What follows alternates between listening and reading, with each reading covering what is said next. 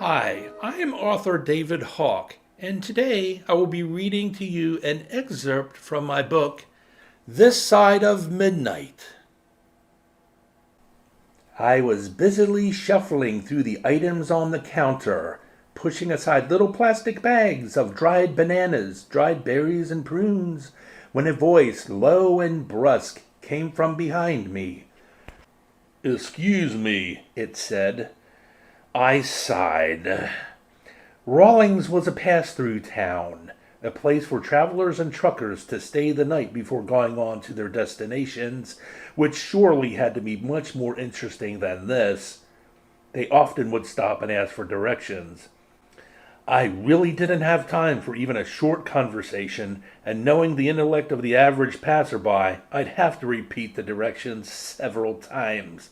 Frankenstein was starting in a little over an hour. I turned around, putting a slim smile on my face and hoping it didn't look too fake. The man was tall, or at least he seemed so to me.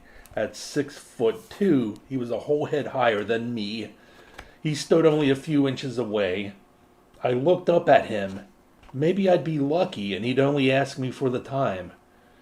"Do you know nuclear war would destroy all life on Earth?" the man asked, his tone somber. I stared at him with what I'm sure was a blank expression. The blunt absurdity of his statement overpowered the stink on his breath, which I detected moments later. Alcohol.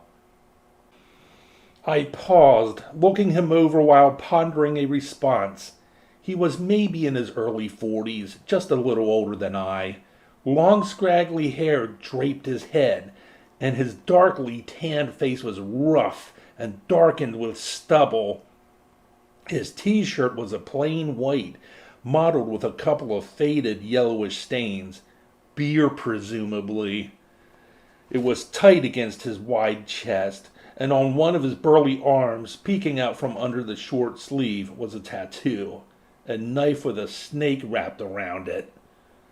Under the other arm, he carried a magazine, Popular Mechanics, the only item he'd picked up in the store.